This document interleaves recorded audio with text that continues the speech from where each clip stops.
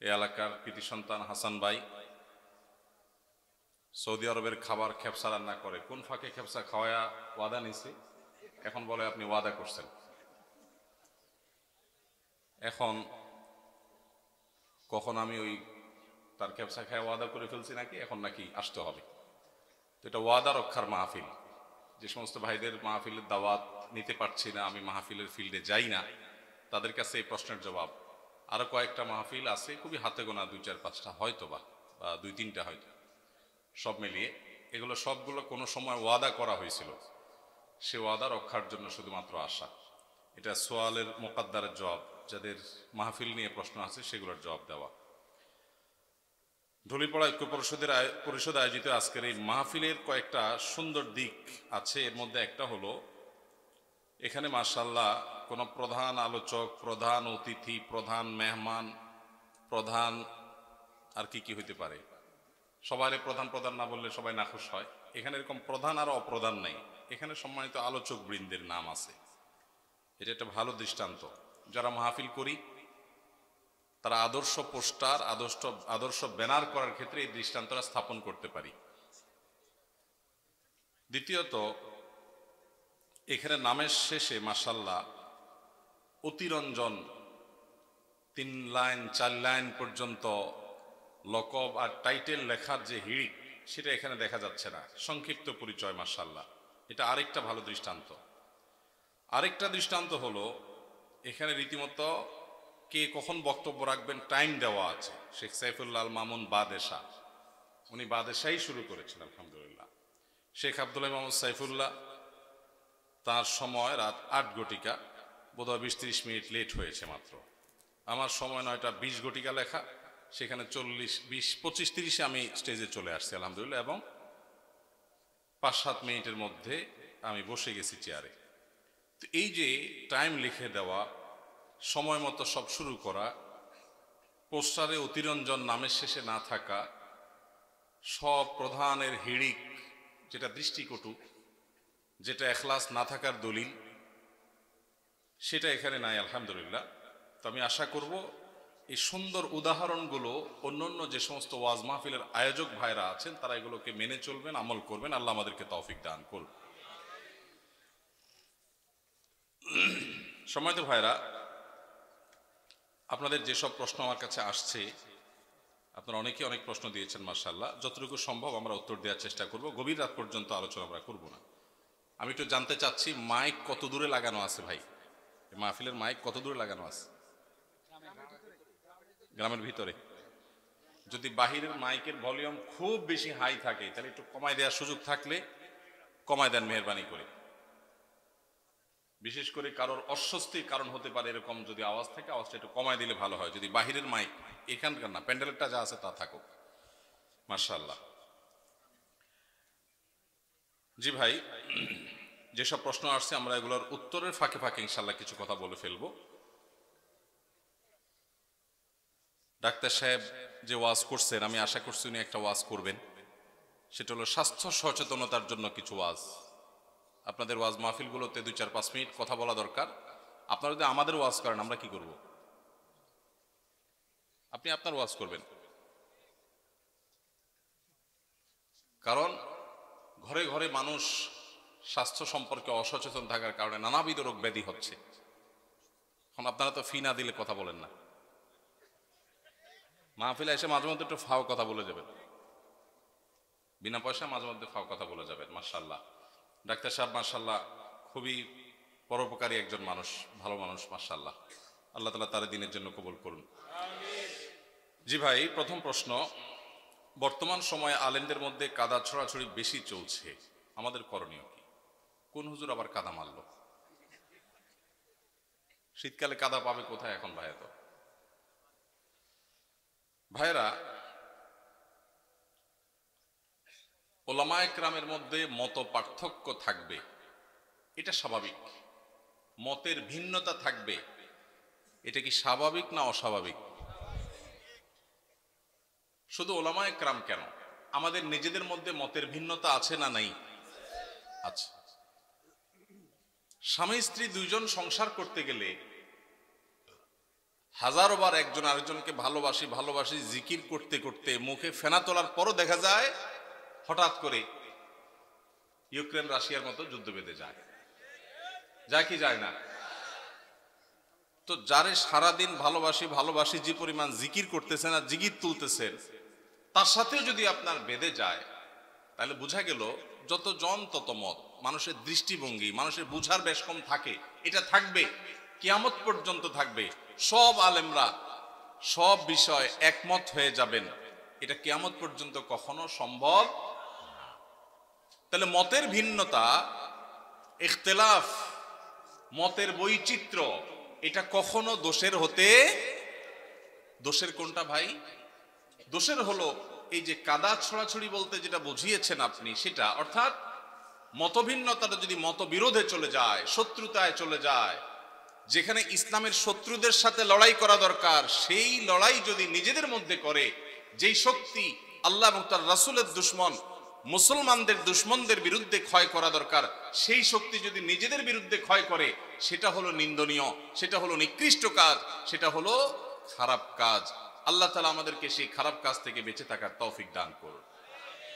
ভাইরা আমার, এই দেশ সেই দেশ, যে দেশ ওয়াজ মাহফিলের আওয়াজে মুখরিত হয়। এই মাটি সেই মাটি, যে মাটিতে কনকনে শীতের মধ্যে প্যান্ডেলের বাইরেও অগণিত মানুষ ঘন্টাকে ঘন্টা দাঁড়িয়ে নিজের পকেটের টাকা খরচ করে এসে মাহফিল শুনেন। লক্ষ্মীপুর থেকে এই মাহফিলে এসেছেন, দেখা করেছেন আমার সাথে। চাঁদপুর থেকে এসেছেন, আমার সাথে দেখা করেছেন। আরো হয়তো অনেকে অজানা আমার ভাইয়েরা দূর দূরান্ত থেকে এসেছেন। আপনাদেরকে কি এই ঢুলিপড়া ঐক্য পরিষদের ভাইয়েরা সবাইকে পথ ভাড়া দিছে? বিরিয়ানি প্যাকেট ট্যাকেট আছে আজকে? সেটাও নাই।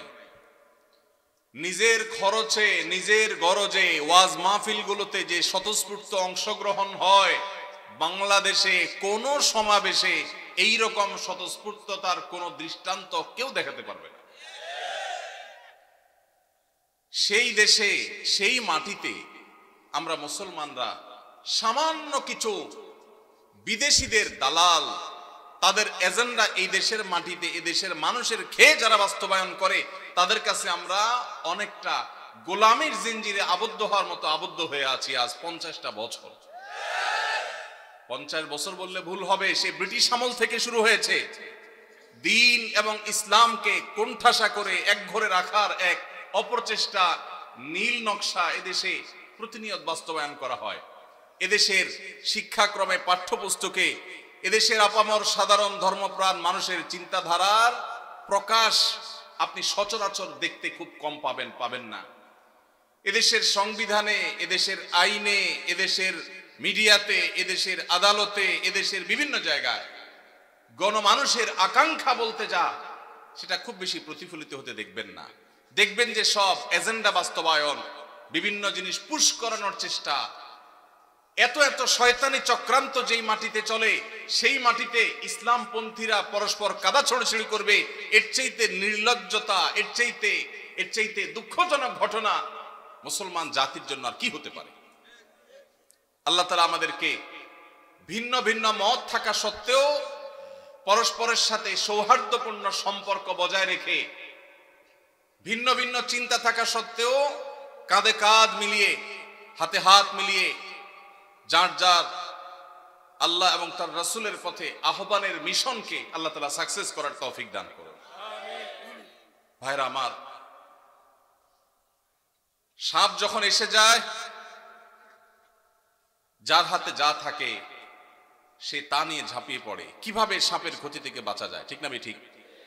আমাদের উচিত আমরা যে যেই মতের হই, যে যেই পথের হই, আমাদের কমন শত্রু, আপনার শত্রু, আমার শত্রু, ওনার শত্রু, সবার শত্রু যারা যারা আমাদের শত্রু হওয়ার ব্যাপারে কোনো ভিন্ন মত নাই, তাদেরকে আপনি আপনার মতো, আমি আমার মতো, উনি ওনার মতো, তাদেরকে দমনের পিছনে লেগে যাই। আমাদের নিজেদের পেছনে ছিদ্র খোঁজার কাজটা আল্লাহর ওয়াস্তে বন্ধ করে দিই। আমরা যারা সাধারণ মানুষ আছি, আমরা পাড়া মহল্লা থেকে ভিন্ন মতের, ভিন্ন দলের, ভিন্ন চিন্তার মুসলমান ভাইয়ের সাথে কাঁধে কাঁধ মিলিয়ে চলা শিখবো তো ইনশাআল্লাহ। মনে রাখবেন, মতের ভিন্নতা আছে, থাকবে। মতের ভিন্নতা থাকে যদি 10টা বিষয় নিয়ে, মতৈক্য আছে 100 বিষয় নিয়ে। ঠিক না ঠিক? শুধু নামাজের কথাই যদি বলেন, নামাজের কয়টা মাসআলা নিয়ে আমাদের সমাজে মত ভিন্নতা আছে? এর বিপরীতে মতৈক্যের বিষয় পাবেন আপনি অগণিত। মৌলিক আকীদা ঈমানের বিষয় যদি বলেন, আমাদের আল্লাহ এক। মুসলমানদের মধ্যে মত পার্থক্য আছে। অনেকে শুধু মত পার্থক্য দেখে সকাল বিকাল, সারাদিন শুধু দেখে যে হুজুরদের এত মত পার্থক্য। আমি কত মত পার্থক্য? কি দেখেন আপনি এত? আমি তো দেখি না। নামাজ 5 ওয়াক্ত, এটা ইসলামের কি মেইন গুরুত্বপূর্ণ বিষয় না খুচরা বিষয়? সবচেয়ে গুরুত্বপূর্ণ বিষয়, তাই না? 5 ওয়াক্ত নামাজ 6 ওয়াক্ত না 4 ওয়াক্ত না, এই ব্যাপারে কোনো আলেমের, কোনো হুজুরের কোনো ভিন্নমত আছে? তাহলে আমাদের আল্লাহ এক, এটা নিয়ে কোনো ভিন্নমত নাই। আমাদের নামাজ 5 ওয়াক্ত, এটা নিয়ে কোনো ভিন্নমত নাই। ইসলামের রোকন 5টা, ভিন্নমত নাই। আমাদের হজ করতে হবে বাইতুল্লাহ গিয়া, অন্য কোথাও না, ভিন্নমত নাই। রমজান মাসে রোজা রাখতে হবে, ভিন্নমত নাই। বাবা মার সদাচরণ করতে হবে, ভিন্নমত নাই। আমাদের রাসূল এক, সেটা নিয়েও ভিন্নমত নাই। আমাদের মৌলিক যত জায়গা আছে, মেইন যত জায়গা আছে, তার সবগুলোতে আপনি দেখবেন কোনো ভিন্নমত নাই। শাখাগত বিষয়ে ভিন্নমত তো স্বামী স্ত্রীর মধ্যেও হয়, ভাই ভাইও হয়, বাপ ছেলেও হয়, পার্টনারেও হয়। তাহলে এই বিষয়ে আমাদের ভিন্নমত থাকবে, এটাই স্বাভাবিক। এই ভিন্নমত থাকা সত্ত্বেও আপনি এক পথে গেলে মনে করছেন ইসলামের লাভ হবে, আরেকজন মনে করছে আরেক পথে গেলে ইসলামের লাভ হবে, আমি মনে করছি আরেকটা পথে গেলে ইসলামের লাভ হবে। আমাদের নিজেদের মধ্যে কামড়াকামড়ির দরকার নাই। পথ কি আমারটা ভালো না আপনারটা ভালো, এটা নিয়ে গন্ডগোলের দরকার নাই। আপনি আপনার পথে, উনি ওনার পথে, আমি আমার পথে, দ্বীনের কল্যাণে, ইসলামের কল্যাণে কাজ করি। পারলে আমার ভিন্ন মতের ভাই, তারও যেহেতু উদ্দেশ্য ভালো, তাকে সহযোগিতা করি। সেটুকু যদি কলিজায় না দেয়, অন্তত আল্লাহর হস্তে ঠেলাঠেলি খোঁচাখুচি বন্ধ করি। আপনারা যারা আজকের মাহফিলে এসেছেন, আপনাদের কাছে আমার উদাত্ত আহ্বান, এটা আপনার মহল্লার মসজিদ থেকে শুরু হতে হবে। ভিন্ন মতের মুসলমানের সাথে মুস্কি হাসি দিয়ে সালাম দেওয়া অভ্যাস করবেন। সম্ভব হলে বাসায় দাওয়াত করবেন, চেষ্টা করবেন তো ইনশাআল্লাহ। ভিন্ন মতের মুসলমানদের বাসায় দাওয়াত দিয়ে খাওয়াইলে সওয়াব হবে না গুনাহ হবে? কি বলেন ভাই, গুনাহ হবে? ভাই মদিনা শরীফ থেকে, মসজিদে নববীর সোহবতে থেকে, মদিনা ইসলামী বিশ্ববিদ্যালয় থেকে পড়াশোনা করে অনার্স মাস্টার্স করে আসছেন। সৌদি আরবে দায়ী ছিলেন, ঢাকা ইউনিভার্সিটিতে পড়াশোনা করেছেন, অনেক যোগ্য মানুষ। ভাই, অন্য মতের আহলে কেবলা, আহলে সুন্নাত জামাতের শামিল ভাইকে দাওয়াত দিয়ে খাওয়াইলে, এমনকি যদি অন্য মতেরও হয়, রাসূল আকরাম সাল্লাল্লাহু আলাইহি সাল্লাম যদি অমুসলমানকে খাওয়ান, তো আমরা ভিন্ন মতের মুসলমানরে খাওয়াইলে সওয়াব হবে না গুনাহ হবে? ভাইকে একমত? সওয়াব হবে তো? আলহামদুলিল্লাহ।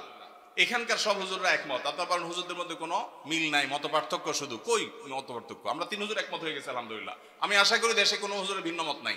এখন আমার প্রশ্ন, আপনি একজন তবলিগ জামাত করেন, আপনি জামাত ইসলামীর এক ভাইকে, চরনা বিশ্বাস নূরীর এক ভাইকে, আহলে হাদিস এক ভাইকে আপনার বাসায় শুধু আপনার মুসলমান ভাই হিসাবে দাওয়াত দিয়া খাওয়াইছেন। এই ঘটনাগুলো আমাদের দেশে বেশি হয় না কম হয়? কম হয় মানে সচরাচর খুব একটা দেখাই যায় না। আহা, আমাদের কলিজাগুলোকে একটু বড় করতে হবে যদি আমরা আল্লাহকে খুশি করতে চাই। আল্লাহ আমাদেরকে তৌফিক দান করুন। ওলামা একরামের মধ্যে মতভিন্নতা, এটা অনেক সময় আমরা বাড়াই, অনেক সময় আমাদের এই ক্যামেরা হুজুররা বাড়ায়। ক্যামেরা হুজুররা অহেতুক মিথ্যা ভুয়া থাম্বনেল দিয়া একজনের পিছনে একজনকে লাগাই দেওয়া হয়। অনেক সময় আসলে লাগালাগির কিছু নাই, কিন্তু সাধারণ দর্শকরা দেখে মনে করে, দেখছো হুজুররা লাগালাগি শুরু করছে। আসলে হুজুরদের কোনো লাগালাগি নাই। লাগালাগি কাদের? ক্যামেরাম্যান ভাইদের। আল্লাহ আমাদের ক্যামেরাম্যান ভাইদেরকে হেদায়েত দান করুক, ইউটিউবার ভাইদেরকে আল্লাহ হেদায়েত দান করুক। সামান্য ভিউ কামানোর জন্য যারা আল্লাহর দ্বীনের ক্ষতি করছেন, যারা উলামা ইকরামের মধ্যকার সম্পর্ক নষ্ট করছেন, তারা আল্লাহকে ভয় করেন। এই টাকা জাহান্নামের আগুন হয়ে আপনাদেরকে স্পর্শ করবে। এমনি ক্যামেরা সেট করা নিয়ে আপনারা এদের উপরে খেপা আছেন, এখন তাদের বিরুদ্ধে ওয়াজ গেছে। আমি তো তাদের নিরাপত্তা নিয়ে আশঙ্কায় আছি। আল্লাহ তাআলা আমাদের ভাইদেরকে হেদায়েত দান করুন। ভাইরা আমার, সিরিয়াস ইস্যু। যারা ইউটিউবাররা আছেন, ওয়াজ মাহফিলের ভিডিওগুলো আপনারা রেকর্ড করেন, ছাড়েন, আল্লাহর হস্তে ভুলভাল ফালতু থাম্বনেল দিবেন না। এমন মিথ্যা থাম্বনেল দেখা যায় ওটার কথা ভিতরে কিছুই নেই। অনেক সাদামাটা মানুষ আছে, বুঝে না। তো ওলামা ইকরামের মধ্যে দূরত্ব সৃষ্টি করার ক্ষেত্রে এসব কাজের ভূমিকা আছে। আমরা যারা সাধারণ মানুষ আছি, আমাদের কাজ কি? আমাদের কাজ হলো অন্তর থেকে সব মুসলমানকে ভালোবাসবো। চেষ্টা করা যাবে না ইনশাআল্লাহ? আমি আমার কাজ করব, ভালোবাসবো সবাইকে। কাজ আমি যেটাকে সঠিক মনে করছি সেটাই করব, কিন্তু আমার ভালোবাসা হবে সব মুসলমানকে। ঠিক আছে না ইনশাআল্লাহ? সব আহলে কিবলাকে, সব আহলে সুন্নাহ ওয়াল জামাতকে। আল্লাহ তাআলা আমাদের সবার দিলগুলোকে বড় করার তৌফিক নসিব করুন। আলহামদুলিল্লাহ, ওলামায়ে কেরাম যুগের চ্যালেঞ্জ উপলব্ধি করতে সক্ষম হচ্ছেন। আমরা দেখতে পাচ্ছি চতুর্দিকে আলহামদুলিল্লাহ ভিন্ন ভিন্ন মতের ওলামায়ে কেরাম একই মঞ্চে আলোচনা করছেন, উঠছেন, দেখা সাক্ষাৎ হচ্ছে। এটা একটা ভালো ইন্ডিকেটর, এটা ভালো আলামত। আমরাও মহল্লা মহল্লায় চর্চা শুরু করব। আমি যেটা বলেছিলাম, ভিন্ন মতের ভাইকে দাওয়াত দিয়ে খাওয়াবেন, তার বাসায় যাবেন, তার প্রতি সহমর্মী হবেন, তার জন্য দোয়া করবেন, তার ছেলে মেয়ের জন্য দোয়া করবেন। এর মাধ্যমে নিজেদের মধ্যে সম্প্রীতি এবং সৌহার্দ্য বাড়বে। আল্লাহ আমাদেরকে তৌফিক দান করুন। এরপরে প্রশ্ন, আজকাল হাই ভলিউমে গান শোনাটা ফ্যাশনে পরিণত হয়েছে, এটা থেকে কিভাবে পরিত্রাণ পেতে পারি আমরা? ভাইরা আমার, হাই ভলিউমে যারা গান শুনে, তারা আসলে কি গান শুনে না শোনায়? নিজে শুনতে হলে তো খুব বেশি হাই ভলিউমে গান শোনার দরকার নাই। নিজে শোনার জন্য তো লো ভলিউমে গান শোনাটা যথেষ্ট। যারা গান শুনতে চায়, মানুষ আছে একজন বা দুইজন এক জায়গায়, কিন্তু ফুল ভলিউম দিয়ে যখন ঝাঁকানাকা গান শুনছে, পুরো এলাকা কাঁপতেছে মাটি সহ, তারা কি নিজেরা আসলে গান শুনছে না শোনাচ্ছে? এজন্য প্রশ্নকর্তা ভাই যে ফ্যাশন লিখেছেন, খুব যথার্থ লিখেছেন। এটা যতটা না গান শোনা, ততটা তার চেয়ে বেশি ফ্যাশন। এটা হলো একটা অনাচার, একটা জুলুম, এটা হলো একটা অসভ্যতামূলক আচরণ। এটা কোনো সভ্য ভদ্র সমাজের কোনো মানুষের, ভদ্র মানুষের, ভালো মানুষের কোনো আচরণ হতে পারে না। আমি সব সময় এটার বিরুদ্ধে কথা বলার চেষ্টা করি। আমাদেরকে একটা বিপ্লব করতে হবে, সেটা হলো শব্দ সন্ত্রাসের বিরুদ্ধে বিপ্লব। অনেকেই দেখা যায় বিয়ে, গায়ে হলুদ, গায়ে মরিচ, আকিকা, নানান অনুষ্ঠানের নামে হাই ভলিউমে ডেক সেট ভাড়া করে গান শুনছে। এখন আমার প্রশ্ন হলো, আপনার মনে অনেক খুশি, আপনি লাফাচ্ছেন গানের তালে তালে, ভালো কথা, হতে পারে, এটা আপনার ব্যাপার, ভালো কথা বলতে এটা আপনার ব্যাপার। কিন্তু আরেকজন হয়তো অনেক মনে কষ্টে আছে, তার অনেক চিন্তা দুশ্চিন্তা, কোনো কারণে পেরেশানি, হয়তো অসুস্থ বাবাকে নিয়ে বসে আছে, কিন্তু পুরো এলাকাকে আপনি প্রকম্পিত করছেন বাজ বিচার করা ছাড়া। তাহলে যে বেদনায় আছে, তার বেদনাটা আপনার গানের আওয়াজে আরো বাড়াই দিবে। এটা কোনো ন্যূনতম কমন সেন্স আলা মানুষের কাজ হতে পারে? কিন্তু দুঃখ লাগে যখন দেখি আমাদের অনেক স্কুল কলেজ পড়ুয়া, বিশ্ববিদ্যালয় পড়ুয়া, শিক্ষিত যুবকেরা এই কাজটা করে। এটা তো একজন শিক্ষিত মানুষ দ্বারা কখনো হতে পারে না, যে আমি উচ্চ ভলিউমে, হাই ভলিউমে গানের আওয়াজে আশপাশে মানুষকে অতিষ্ঠ করব, মানুষ কষ্ট পাবে, মোবাইলে কথাটা পর্যন্ত বলতে পারবে না। এটা কোনো সভ্য সমাজে গ্রহণযোগ্য হতে পারে না। ভাইরা আমার, যাদের বিয়েতে হাই ভলিউমে গানের আওয়াজ বাজায়, তাদের অনেককে বলতে শোনা যায় যে আসলে আমি নিজেও এগুলো পছন্দ করি না। তাহলে কেন হয়? বলে ভাতিজা ভাগিনারা, ছোট ভাইরা একটু তারা চায়, শখ করছে ওরা। ভাতিজা ভাগিনারা কি করছে? শখ করছে। বিয়ে করবেন জীবনে একবার না দুইবার? একবার। কাদের কাদের দুইবার করার নিয়ত আছে? হাত তোলেন। মাশাআল্লাহ, ঘুমিয়েছিল এরা মনে হয়। ঠিক আছে ভাই,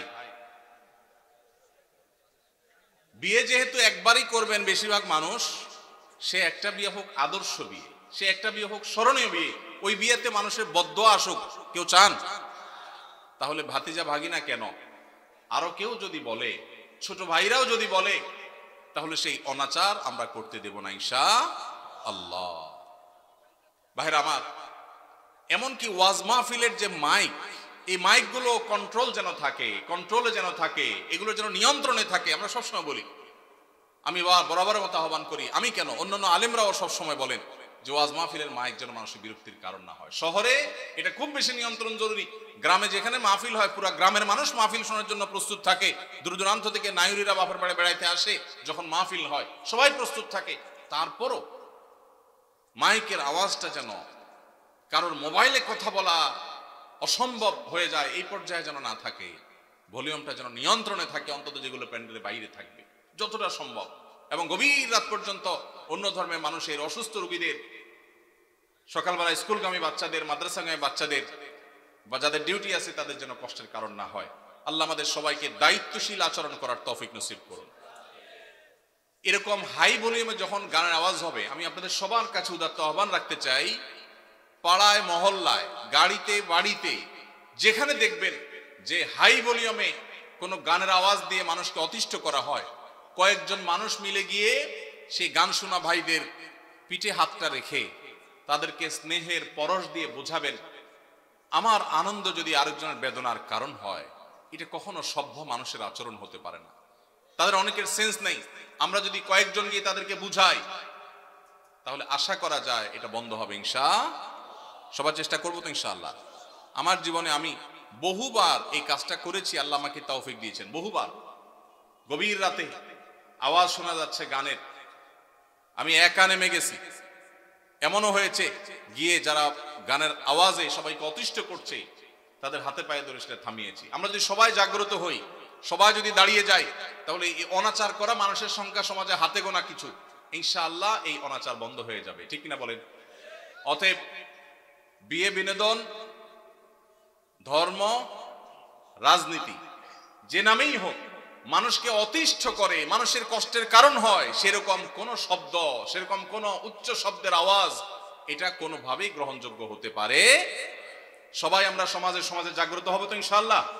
মসজিদে মসজিদে আমাদের যুবকদের কাজ হবে, এই এলাকায় কোন প্রকার শব্দ সন্ত্রাস কেউ করলে আমরা সেটাকে থামাবার উদ্যোগ নেব। চেষ্টা করা যাবে না ইনশাআল্লাহ? আমি কাউকে আইন হাতে তুলে নিতে বলছি না, কিন্তু আমাদের সবাইকে দায়িত্বশীল আচরণ করতে হবে, সৎ কাজের আদেশ, অসৎ কাজের বাধা প্রদান করতে হবে ইনশাআল্লাহ। ইমাম সাহেবকে মূল্যায়ন না করলে কি গুনাহ হবে? কিভাবে মূল্যায়ন করব? ইমাম সাহেবদের মূল্যায়ন না করলে গুনাহ তো অবশ্যই হবে। ইমাম সাহেবরা হলেন ওলামায়ে কেরাম, নবীদের ওয়ারিস। তাদের এই সমাজ তেমন কোনো মূল্য দেয় না। মুসলিম প্রধান রাষ্ট্র, বেশিরভাগ ট্যাক্স পেয়ার মুসলমান, অথচ 4 লক্ষ মসজিদের ইমাম সাহেবকে যদি রাষ্ট্র মূল্যায়ন করত, তাহলে রাষ্ট্রের চেহারাই পরিবর্তন হয়ে যেতে পারত। 4 লক্ষ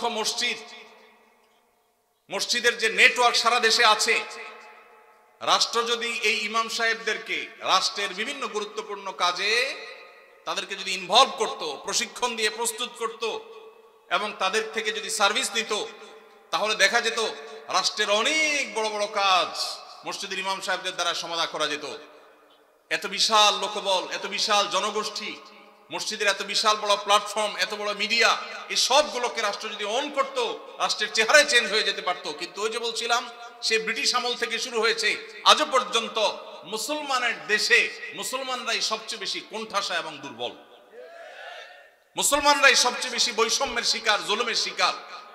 ওলামায়ে কেরাম, মুসলমান প্রধান সমাজে যাদের মূল্য থাকার কথা, তাদের সমাজ রাষ্ট্র মূল্য দেয় না, এমনকি আমরা সমাজের মানুষও মূল্য দেই না। ঠিক না ভাই? ঠিক। ইমাম সাহেবদের মূল্যায়ন কিভাবে করবেন? তাদের মূল্যায়ন করবেন, তাদেরকে সবচেয়ে বেশি সম্মান করবেন। কারণ নবী করিম সাল্লাল্লাহু আলাইহি ওয়াসাল্লাম বলেছেন, মাল্লাম ইউবাজ্জিল আলিমানা ফালাইসা মিন্না, যে ব্যক্তি আমার উম্মতের আলিমদেরকে সম্মান দেয় না, মর্যাদা দেয় না, ইজ্জত দেয় না, সে আমার উম্মত হতে পারে না। অতএব আপনার মসজিদের ইমাম সাহেব আপনার কাছে সম্মানিত হতে হবে। কমিটির লোক, মুসল্লি ভাইয়েরা তাদেরকে চাকরের মতো আচরণ করতে পারবেন না, তাদেরকে শ্রদ্ধা করবেন, তারা নেতার মতো মর্যাদা দিবেন। তাদের সঠিক কথাগুলো বলার অধিকার দিবেন, সুযোগ দিবেন, তাদের মিম্বরে স্বাধীনভাবে কথা বলার সুযোগ দিবেন, তাদের গলা চিপে ধরতে কাউকে দিবেন না। ইমাম সাহেবরা তাদের সম্মানজনকভাবে চলার মতো বেতন দিবেন, সম্মানে দিবেন, থাকার ব্যবস্থা করবেন, কারণ তারা অন্য কোনো কাজে এঙ্গেজ হতে পারেন না, ইমামতি করতে গিয়ে তারা এখানে এঙ্গেজ থাকতে হয়। অতএব তাদের জীবনযাপন যেন সম্মানজনকভাবে হয়।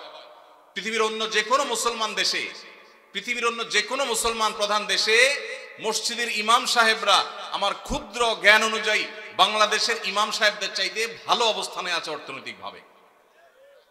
দুর্ভাগ্য আমাদের দেশে মানুষের, যে আমাদের দেশে মানুষের অনেক ভালো ভালো গুণ থাকলেও মসজিদে ইমাম খতিব সাহেবদের সম্মানী, তাদের বেতন ভাতা এগুলো দেওয়ার ব্যাপারে আমাদের বেশিরভাগ মসজিদ কমিটির লোকেরা কার্পণ্য করে। মনে করে ইমাম সাহেবের বেতন আবার 20-30 হাজার টাকা, এত টাকা দিয়ে উনি কি করবে? এই এলাকায় যে সমস্ত ইমাম সাহেবরা আছেন, আমি কি কাউকে দেখতে পারি কেউ আছেন ইমাম সাহেবরা? কোথায়? আপনার বেতন কত ভাই? পুরুষের নাকি বেতন জিজ্ঞেস করলে এটা নাকি আয়ব, আপনি মনে কষ্ট নিয়েন না, এটা শুধু একটু বোঝার জন্য। কত? আপনি আপনি ইমাম, আপনি ইমাম, আপনার কত? দোনোজনের 7,000 7,000। কোন এলাকার আপনারা? ওনাদের ভাইদের আপনি কোন মসজিদের ইমাম? বড় মসজিদ নাম কি? পশ্চিম পাড়া বড় মসজিদ। পশ্চিম পাড়া বড় মসজিদের কমিটির লোকজন কারা আছেন? কোন মসজিদ? কই? উনি পূর্বপাড়া। হ্যাঁ, পূর্বপাড়া মসজিদের মসজিদ কমিটির লোকেরা কেউ ভাই আছেন? হাত তোলেন, হাত তোলেন, হাত তোলেন, নাহলে আশপাশের লোকজন বাইর করে দিবে কিন্তু। হাত তোলেন। আছে পূর্বপাড়া কেউ আছে? আছে? থাক, আমরা ওনাকে দেখাতে চাই না। আছে। পশ্চিম পাড়ার আছেন? আছেন। আর ইমাম সাহেব নাই? কই কই ভাই ইমাম সাহেব, আপনি কোন পাড়ার? একটু দাঁড়ান, কষ্ট করে একটু দাঁড়ান। কোন গ্রামের ইমাম আপনি? হ্যাঁ, মনোহরপুর। আপনার বেতন কত ভাই? 5,500। এই মনোহরপুরের মসজিদ কমিটির কেউ আছেন? মুসল্লি কেউ আছেন কিনা অন্তত? যারা আছেন হাত তোলেন তো। মুসল্লি কারা? কেউ হাত তুলবে না। কমিটির একজন পাওয়া গেছে? মুসল্লি, আচ্ছা থাক। আর ইমাম সাহেব কে আছেন বলেন? আপনি ইমাম ভাই, আপনার বেতন কত? হ্যাঁ, মসজিদ থেকে বেতন কত বলতেছি? মসজিদ মাদ্রাসা দুই ডিউটি বেতন 11.5। তার মানে আমরা যদি 5.5 ধরি, তাহলে 5.5 মসজিদ থেকে বলা যায়। 5 ওয়াক্ত নামাজ পড়ান, ইমামতি করেন, 5 ওয়াক্ত নামাজ পড়ান, 5,500 জুমা সহ। আপনার কোন এলাকা? এই গ্রামের নাম বলেন? ঢুলিপাড়া। কই মাহফিলের আয়োজক কারা? সামনে আসেন না, সামনে আসেন। কই পোস্টার কই? নাম বলার আগে সামনে আসেন। নামই নেই, চালাকেরা। আচ্ছা, আর ইমাম সাহেব আছেন আর 1-2 জন? কই ভাই, কোন এলাকার? পাশের এলাকার। বেতন কত? হ্যাঁ, 8,000। কোন এলাকার? নোয়াগ্রাম। নোয়াগ্রামেরও ভাইরা নিশ্চয় আছেন। আমি আপনাদের শরম দিতে চাই না, আপনাদের কারোর হাতও তুলতে চাই না। ইমাম সাহেবদের জবানবন্দি নিলাম, ধন্যবাদ। আর কোন ইমাম সাহেব আছেন? মুরব্বী দাঁড়ান একটু। ইমাম সাহেব দাঁড়ান কষ্ট করে। কোন এলাকার ভাই? জি,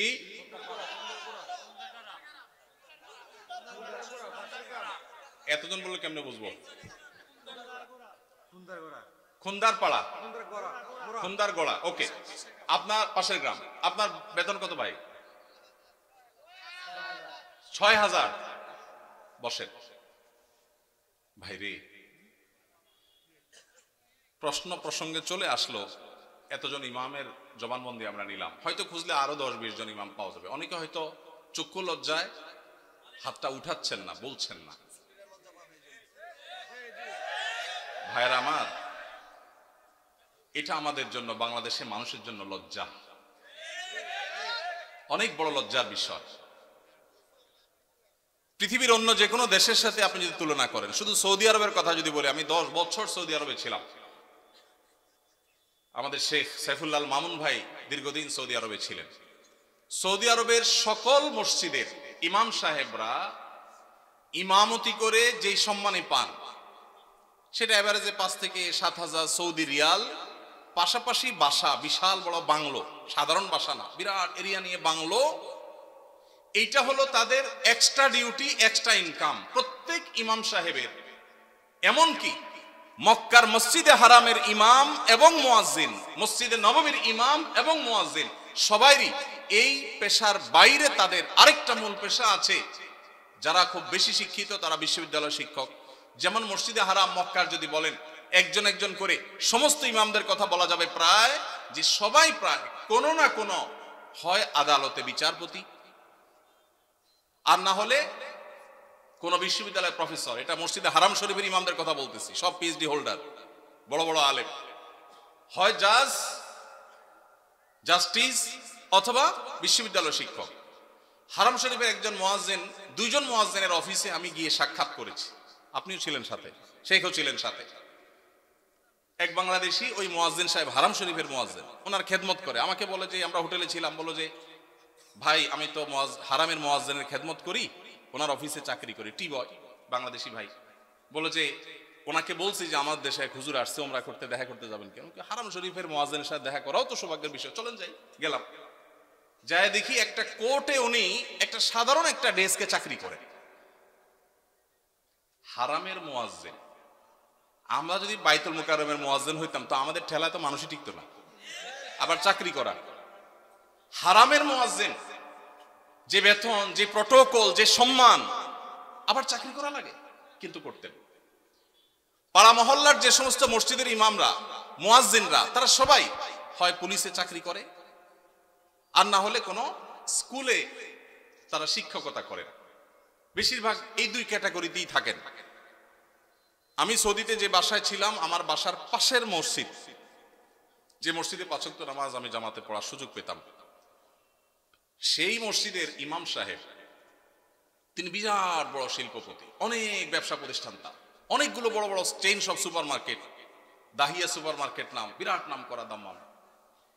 ভাইরে, ইমাম সাহেবদের অন্য বড় বড় চাকরি এবং ব্যবসা থাকার পরও মসজিদ থেকে তাদেরকে বাংলো এবং বিরাট বড় সম্মানে দেয়া হয় সৌদি আরবে। আপনি বলবেন সৌদি আরব মানুষের বেতন অনেক বেশি, বেতন অনেক বেশি এই জন্য বাড়ি অনেক বড়টা দেয়, বেতন অনেক বেশি এই জন্য টাকা, বাংলাদেশি টাকায় 1.5 লাখ 2 লাখ দেয়, এটা হলো সেকেন্ড ইনকাম, তার ফার্স্ট ইনকাম আরেকটা আছে। তাই বলে আপনি 5-6 হাজার টাকা দিবেন? ঢাকা শহরের কাজের বুয়াদের বেতনও 5-6 হাজার টাকা নেয় অনেক বাসা। ঢাকা শহরের কাজের বুয়ারাও মাসে 10,000 15,000 টাকা কামাই করে। ঢাকা শহরে কোন দারোয়ানের বেতন 5,000-6,000 টাকা নাই, কোন পিয়নের বেতন 10,000 টাকার নিচে নাই। সেখানে কুমিল্লা শহরের কাছে, এটা সদর থানা এবং শহরের কাছে, এই জায়গায় 5-7 হাজার টাকা আজকালকার বাজারে চাউলের টাকা জোগাড় করা হতো কঠিন হয়ে যায়। এই ইমাম সাহেব আবার যখন কোন একটা কাজ করতে যাবেন ইমামতির পাশাপাশি, বলবে হুজুর আমাদের দুনিয়াদার হয়ে গেছে, হুজুরদের দুনিয়ার লোভে ধরছে। এক বেটা, তার মসজিদের মুসল্লিরা ইমাম সাহেবকে এরকম খোঁচাইত, বেতন দেওয়ার নাম নাই, ইমাম সাহেব আর কিছু করলে ডিস্টার্ব করত। তো ওই মসজিদে একজন ভালো মানুষ ছিল, উনি বললেন হুজুর আপনাকে আমি ওই যে মুসিরা যে জুতা পলিশ টলিশ করে ওরকম একটা বাক্স কিনে দেব, সাথে রং টং যা লাগে, ডাস্টার, ব্রাশ, এগুলো সব দিয়ে দিব। আপনি ইমামতি করে মসজিদে নামাজ পড়ানো শেষ হলে মসজিদের বাহিরে এসে ওইটা নিয়ে বসে যাবেন এবং মুসল্লিদেরকে বলবেন ভাই আপনাদের জুতাগুলো দেন, যার যার পলিশ করা লাগে আমি করবো, আপনারা আমার টাকা দিয়ে। ইমাম সাহেব চোখ বড় বড় হয়ে গেছে, কি বলে রে বেটা? বলে ভাই আপনি এই কাজটা যদি করেন, মুসল্লিরা বাইর হয়ে যেটা সিসি করবে, আরে হুজুর এটা কি করছেন?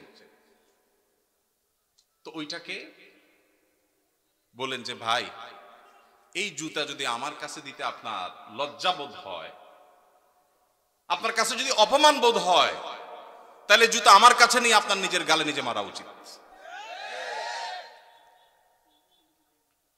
আমি বলছি না যে আক্ষরিক অর্থে ইমাম সাহেবকে ওইটা মারতে তিনি বলেছেন। অনেক আগে ঘটনা কোথাও শুনেছি, সত্য হতে পারে, রূপক হতে পারে, কিন্তু এই গল্প আমাদের শিক্ষা দেয়। আমাদের মসজিদের ইমাম সাহেবদের, মুয়াজ্জিন সাহেবদের সম্মানে আমরা দিতে চাই না, মাহফিল করে বক্তার জন্য মোটা অঙ্কের হাদিয়া রেডি রাখি। আপনারা বলবেন হুজুর আপনিও তো মোটা অঙ্কে নিয়েই যাবেন, ওয়াজ তো করতেছেন। ভাই আমাকে মোটা দেখ, চিকন দেখ, না দেখ, এটা নিয়ে আমার মাথা ব্যথা নেই আলহামদুলিল্লাহ, এবং আল্লাহর মেহেরবানিতে এটা আমার কোনো প্রত্যাশাও নাই আল্লাহর ফজলে। কিন্তু মাহফিল আয়োজকদেরকে বলতে চাই, যারা মাহফিল আয়োজন করেন, লক্ষ লক্ষ টাকা যদি মাহফিল পিছনে খরচ করতে পারেন, ইমাম সাহেবদের বেতন কেন 15,000 20,000 টাকা হতে পারে না? এই দেশে বিভিন্ন শ্রেণী পেশার মানুষদের বেতনের সর্বনিম্ন স্কেল বা একটা স্কেল ঠিক করে দেওয়া হয়। আমি দাবি করতে চাই আমাদের রাষ্ট্রের উচিত, রাষ্ট্র নিজে ইমাম সাহেবদেরকে মূল্যায়ন করতে না পারলেও মিনিমাম যেন তাদের একটা সমাজে সম্মানজনকভাবে চলতে পারে, সেজন্য তাদের একটা সম্মানজনক বেতনের স্কেল ঘোষণা করা হোক। আর সমাজের যারা বিবেকবান মানুষ, আল্লাহর হস্তে তারা ইমাম সাহেবদের সম্মান দেওয়া, মর্যাদা দেওয়া শিখবো তো ইনশাআল্লাহ।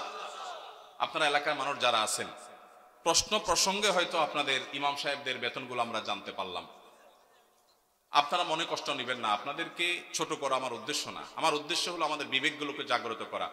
কোন মসজিদ কমিটির লোকজন যদি এখানে থাকেন, তাহলে আমি আপনাদেরকে বলবো, এমনকি মুসল্লি ভাইরা যারা আছেন তাদেরকে বলবো, মসজিদে গিয়ে এটা নিয়ে দাবি তুলবেন, ইমাম সাহেবের সম্মানজনক বেতন নিশ্চিত করতে হবে ইনশাআল্লাহ। কোন মুসলমান সমাজে এটা হতে পারে না। সৌদি আরবের কথা আমি বলেছি, সৌদি আরবেরটা আমি কাছে থেকে দেখেছি, এই জন্য আমার মনে হয় না পৃথিবীর অন্য কোনো মুসলমান সমাজে মানুষের গড়ে একজন রিকশাওয়ালাও 10,000-এর বেশি ইনকাম করে, সেই সমাজে ইমাম সাহেবের বেতন 4,000 5,000, এটা কোনোদিন গ্রহণযোগ্য হতে পারে না। আপনাদের এই ঢুলিপাড়ায়, কুমিল্লা, আপনারা যদি সারাদিনে আর কোনো কাজ না, একটা কাজই শুধু করবে, এরকম একজন অশিক্ষিত, শিক্ষাবঞ্চিত মানুষকেও নিয়োগ দেন, তারপরও তো 4-5,000 টাকায় পাবেন না। কিভাবে একজন ইমামকে আপনারা 5,000 টাকা বেতন দেন? কোন মসজিদের দায়িত্বশীল ভাইরা আছেন যে আপনারা তওবা করবেন যে ইমাম সাহেবের বেতন 10-এর উপরে উঠাবেন? কেউ আছেন? থাকলে, পার্টিকুলার কেউ থাকলে বলেন। কেউ আছেন? সভাপতি সাহেব, সেক্রেটারি সাহেব যদি থাকেন যে আলোচনা করবেন, অন্তত এ ওয়াদা করবেন। আপনি কোন মসজিদের নাম বলেন? নোয়াগ্রাম। এখন বর্তমান বেতন কত ইমাম সাহেবের? করছেন যেহেতু জিজ্ঞেস করি। 7,000। এখন নিয়ত করছেন কত দিবেন? 25 সাল থেকে। 25 সাল মানে এখন তো 25 শুরু হয়ে গেছে। 10-এর প্রস্তাবনা আছে। মাশাআল্লাহ মাশাআল্লাহ। ভাইয়ের মসজিদ কোন এলাকা? নোয়াগ্রাম চৌধুরী বাড়ি। আপনি কি কমিটির? ভাই কমিটি সেক্রেটারি। ওনার মসজিদের ইমাম সাহেবকে ওনারা এই মাস থেকে 10,000 টাকা দেওয়ার নিয়ত করেছে, বলে আলহামদুলিল্লাহ। আমরা বলবো 10,000 নয়, যেহেতু এখন একবার বাড়াইছেন ভালো কথা, 6 মাস পরে বা 1 বছরের মাথায় 15,000 টাকা করবেন ইনশাআল্লাহ। যখন ওরা সেটারও নিয়ত করবেন। নোয়াগ্রামের ভাইরা আপনারা দেখে শুনে রাখেন, কিন্তু রাগ করেন নাই তো আবার? জাযাকাল্লাহ খাইর। আর কোন কমিটির ভাইরা আছেন যে নিয়ত করবেন, নিয়ত চেঞ্জ করবেন? বলেন দেখি, বলেন। আজকে ভিন্ন কালেকশন হোক, বউ কালেকশন হতে করলাম। ভাই কোন মসজিদের বলেন? জি মাশাআল্লাহ, 10,000 রানিং দিচ্ছেন। একটা ভালো উদাহরণ পাওয়া গেল, মাশাআল্লাহ মাশাআল্লাহ, ভালো উদাহরণ আছে। কোন এলাকার? আলমপুর। কিন্তু 10,000 টাকা তো যথেষ্ট না ভাই। কবে নাগাদ আনুমানিক একটা আইডিয়া দেন না? আইডিয়া দেন না, আলাপ করেই তো দিবেন। আপনি তো একা দিবেন না, অন্তত প্রস্তাবনা দিয়ে, যে মাহফিল থেকে হুজুররা প্রস্তাবনা দিছে, অন্তত 15,000-এর ভিতরে রাখেন, 12 থেকে 15 ভিতরে ইনশাআল্লাহ। কবে নাগাদ? আলোচনা সাপেক্ষে। ঠিক আছে। আপনি মসজিদ কমিটির কি? সেক্রেটারি সাহেব। মাশাআল্লাহ, আল্লাহ সেক্রেটারি সাহেবকে তৌফিক দান করে, বলুন আমিন। একটা ভালো দৃষ্টান্ত। ভাইরা 10,000 দিচ্ছেন, মাশাআল্লাহ, কিন্তু 10,000 যথেষ্ট না ভাই। 10,000 যথেষ্ট হতে পারে না। আল্লাহ তাআলা আমাদেরকে উলামায়ে কেরামের, মসজিদের ইমাম সাহেবদের মূল্যায়ন করার তৌফিক নসিব করুন। আমি ভাই একাধিক মাহফিলে এমন ঘটেছে যে মসজিদে গিয়ে ইমাম সাহেবদের বেতন কম, এটা ব্যক্তিগত আলোচনা জানতে পেরেছি। আমি আমার মতো করে কমিটির ভাইদেরকে দাওয়াত দিয়েছি এবং বোঝানোর চেষ্টা করেছি, আমরা মাহফিলের জন্য যদি লাখ লাখ খরচ করতে পারি, কেন ইমাম সাহেবদের দিতে পারবো না? আল্লাহ আমাদেরকে তৌফিক দান করুন। রাসূলের জামানার সাথে আমাদের মসজিদের কার্যক্রমের কোনো পার্থক্য আছে কিনা, ইমামদের কি কি ভূমিকা পালন করা দরকার? রাসূল করিম সাল্লাল্লাহু আলাইহি ওয়াসাল্লামের যুগে তার হাতে গড়া মসজিদগুলো, সাহাবাদের হাতে গড়া মসজিদগুলোর একটা বড় বৈশিষ্ট্য ছিল, সেগুলো শুধু নামাজের ঘর ছিল না, সেটা ছিল কমপ্লিট প্যাকেজের নাম। একটা মুসলিম সমাজের যা যা দরকার তার সব কিছুর আয়োজন মসজিদ থেকে করা হতো।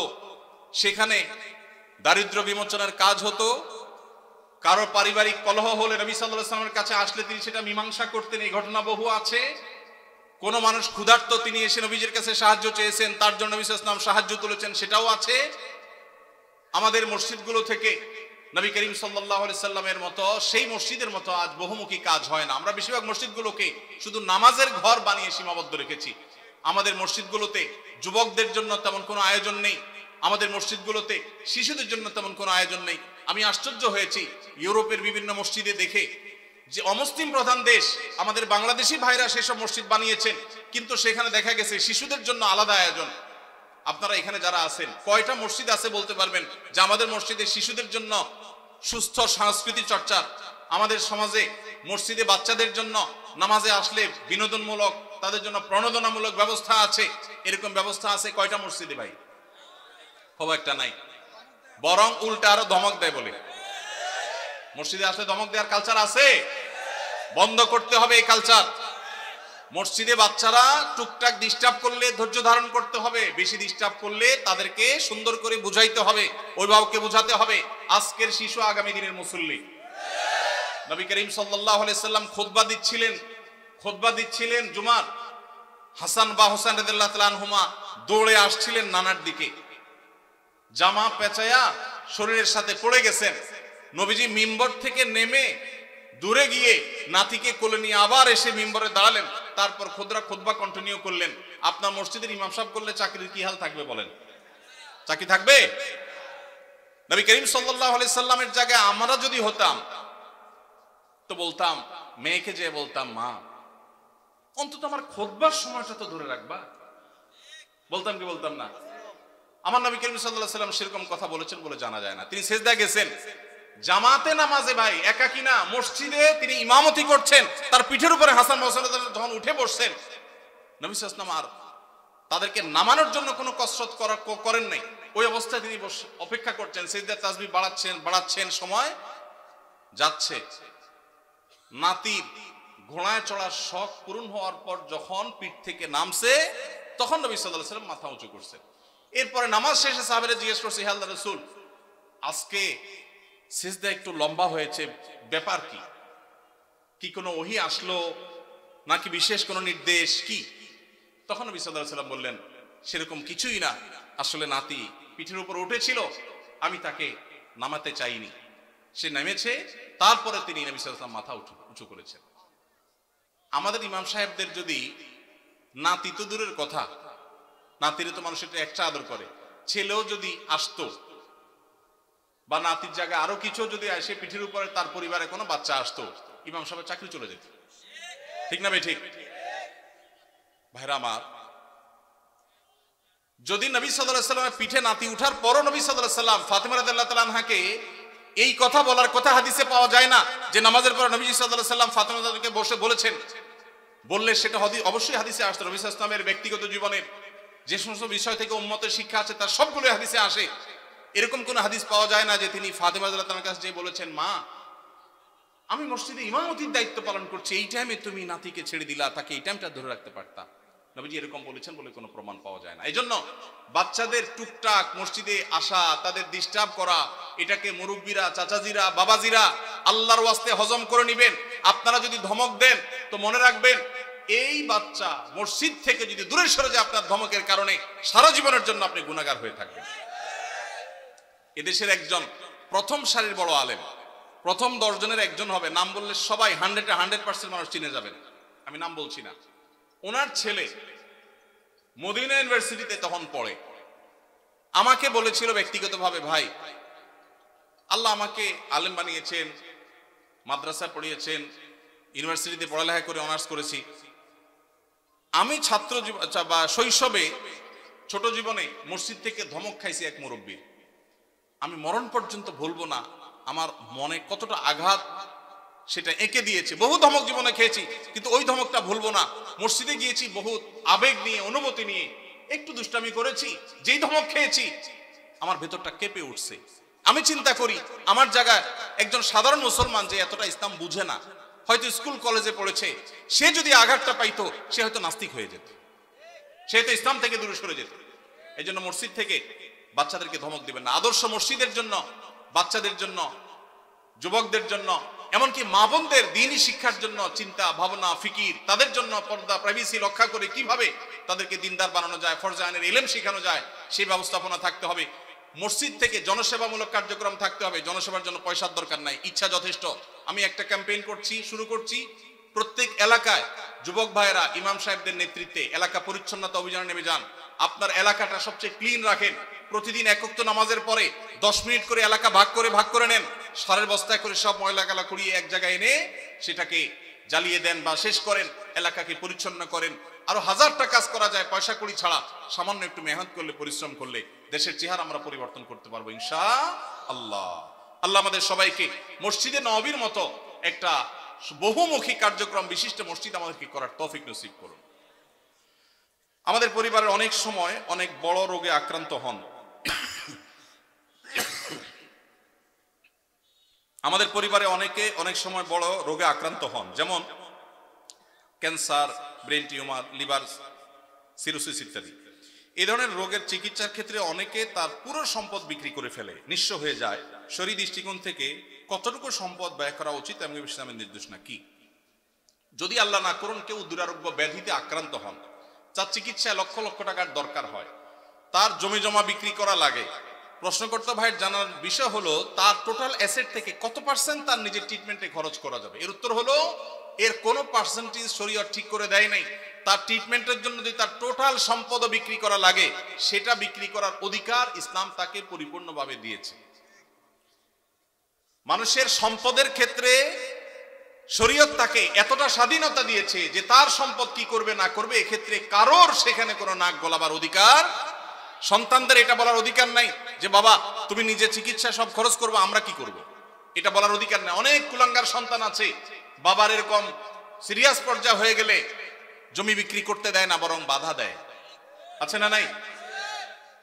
মনে রাখবেন, বাপদাদার সম্পদ দিয়ে মানুষ ধনী হয় না, হলেও সেটা সাস্টেইন করে না, টেকসই হয় না। মানুষ নিজস্ব চেষ্টায় আল্লাহর অনুগ্রহে ধনী হয়। বহু বড় লোকের ছেলেরা একসময় রাস্তায় মানুষের কাছে হাত পাততে হয়। এই জন্য বাবার সম্পদ, মায়ের সম্পদ, সেগুলোর জন্য কামড়াকামড়ি করা, তাদের হক নষ্ট করা, এগুলো আমাদের মূর্খতা। তবে হ্যাঁ, কেউ যদি মনে করেন যে দুরারোগ্য ব্যাধিতে আমি আক্রান্ত হয়েছি, এখানে ট্রিটমেন্ট করে আসলে লাভ হবে না, ডাক্তারদের অ্যাসেসমেন্ট অনুযায়ী মৃত্যুই নিশ্চিত এবং জটিল পরিস্থিতি, তাহলে সেক্ষেত্রে আমার বাচ্চারা তারা অসহায় হয়ে যাওয়ার চাইতে আমি সুন্নত হিসাবে ট্রিটমেন্ট করি, কিন্তু খুব বেশি অ্যাগ্রেসিভলি ট্রিটমেন্টের জন্য খরচ করব না। এটা যদি কেউ সিদ্ধান্ত নেয় তো সেই এখতিয়ারও শরীয়ত ওই ব্যক্তিকে দিয়েছে, অবস্থা বুঝে তিনি ডিসিশন নেবেন। এরপরে প্রশ্ন, আমার বড় ভাইয়ের বউ বা আমার ভাবি পরকীয়া করেছেন 5 বছর ধরে, জানতে পেরেছে এবং পরকীয়ার মাধ্যমে একটা বাচ্চাও হয়েছে, এখন করণীয় কি? পরকীয়া এখন ঘরে ঘরে হয়েছে ভাই, জঘন্য ব্যাধিতে পরিণত হয়েছে। তো এইরকম যদি পরিস্থিতি হয়, ইসলামী শরিয়াত দৃষ্টিকোণ থেকে এটা সবচেয়ে বড় জঘন্য অপরাধ হয়েছে। ইসলামী বিচার ব্যবস্থা থাকলে এর সবচেয়ে কঠিন শাস্তি হতো, যেহেতু বিচারিকভাবে আইনগতভাবে সেটা কার্যকর করবার সুযোগ নেই, যেহেতু ইসলামী বিচার ব্যবস্থা নেই। এজন্য এটার বিচারের ভার কোন এলাকার কোন মোড়ল মাতবর কেউ নিজের হাতে নেওয়ার অধিকার কারোর নাই, সুযোগ নাই, খবরদার। তবে এইরকম পাপিষ্ঠ তার সাথে সংসার করার বিষয়ে যদি সে চরিত্রহীন এটা সাব্যস্ত হয়, চার চরিত্র সংশোধনের আশা না থাকে, তাহলে তাকে ডিভোর্স দিয়ে ভিন্ন কোনো চিন্তা তার স্বামী করতে হবে। আর যদি তিনি তার কৃতকর্মের জন্য অনুতপ্ত হয়ে আল্লাহর কাছে মাফ চান, যেহেতু ইসলামী বিচার ব্যবস্থা নাই, সেহেতু তার শাস্তি কার্যকর করবার উপায় নাই, কিন্তু তিনি তওবা করলে আল্লাহ তাআলা চাইলে মাফও করতে পারেন। এটা একান্ত তাদের বিষয়, আল্লাহর বিষয়।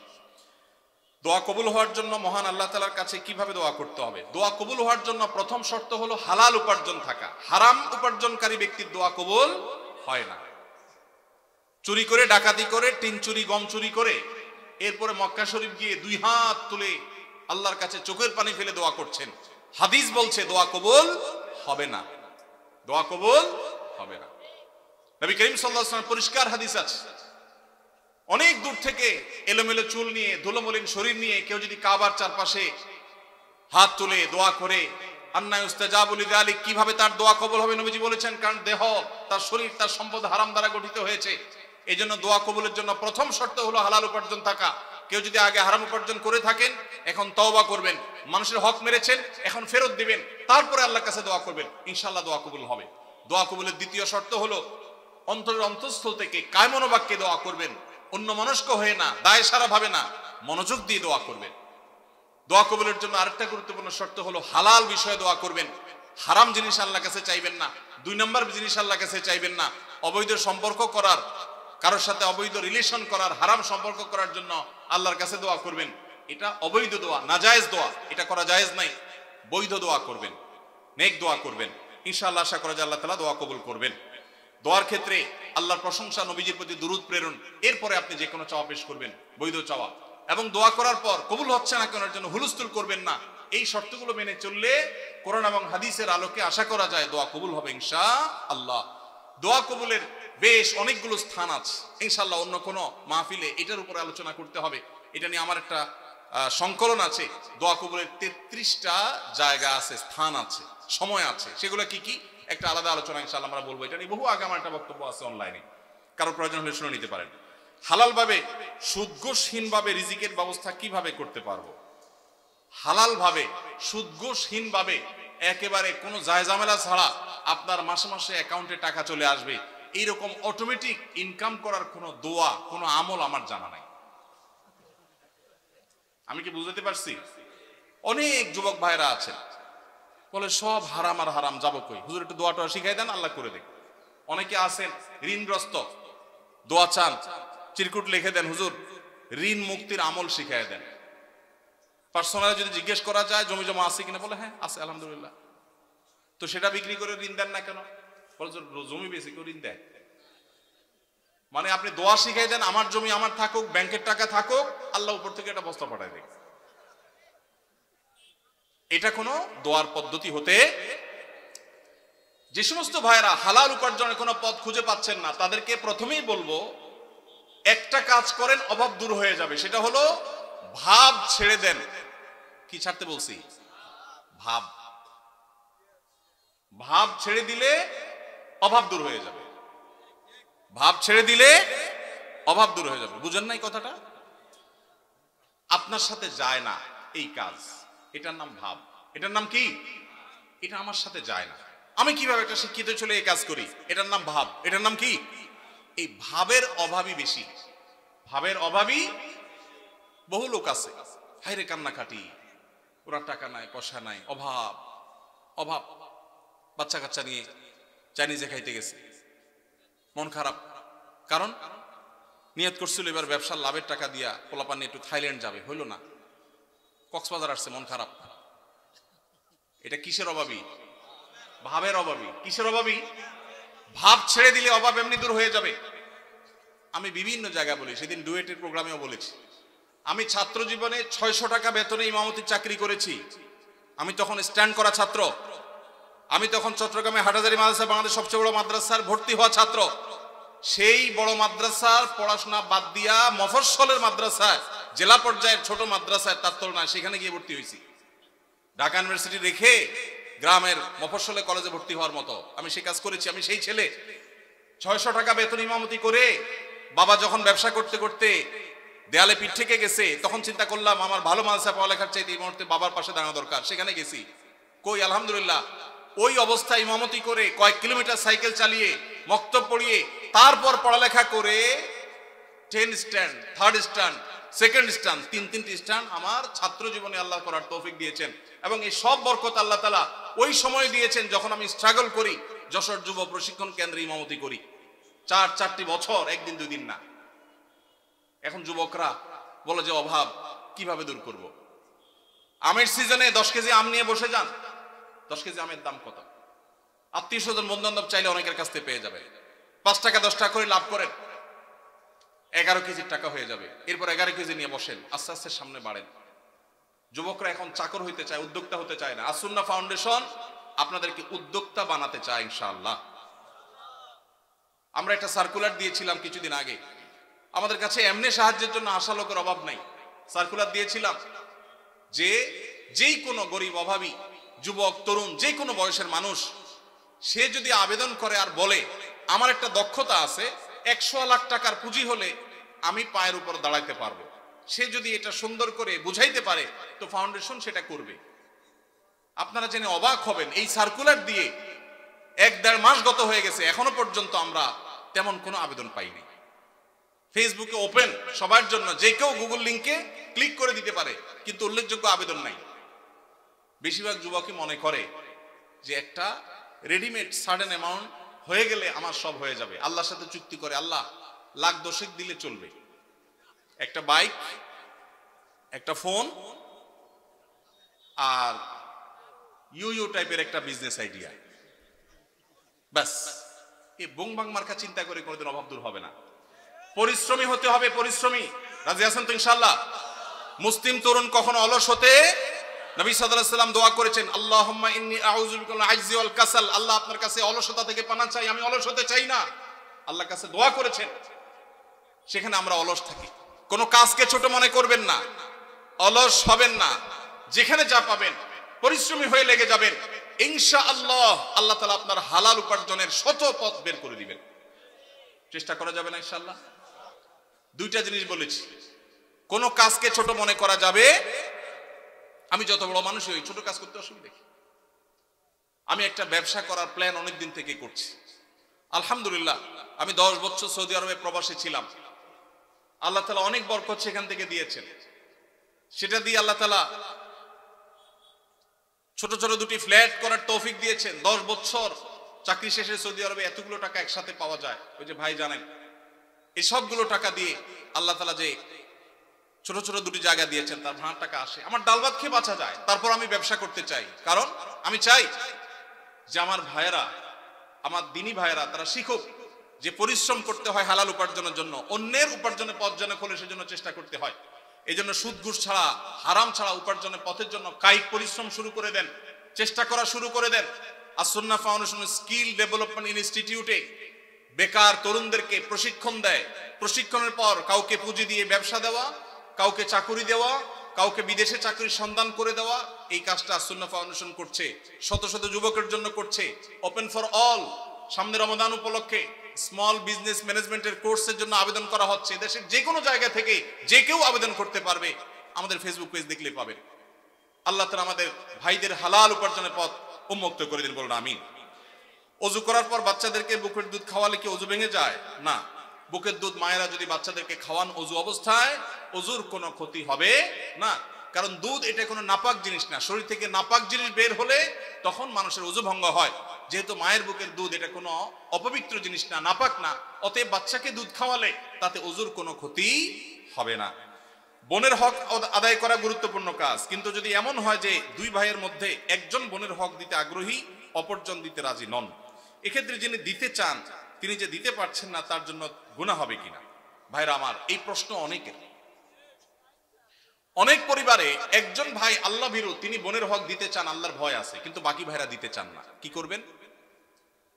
উত্তর হলো, যে ভাই দিতে চান তিনি বাবার সম্পদ থেকে, ধরা যাক 2 ভাই আছেন, 1 বোন আছেন, ওই 1 বোনকে দিবেন বলে 1 ভাই রাজি না, আরেক ভাই রাজি। যিনি রাজি, বাবার সম্পদ থেকে 50% করে 2 ভাই ভাগ করে নিয়েছেন। যদি এমন হয়, তো যেই ভাই দিতে রাজি তিনি তার 50%-এর মধ্যে বোনের হক কতটুকু, কোন আলেমের কাছ থেকে জিজ্ঞেস করে যে আমার ভাগে কতটুকু আসছে, ততটুকু তিনি দিয়ে দিবেন।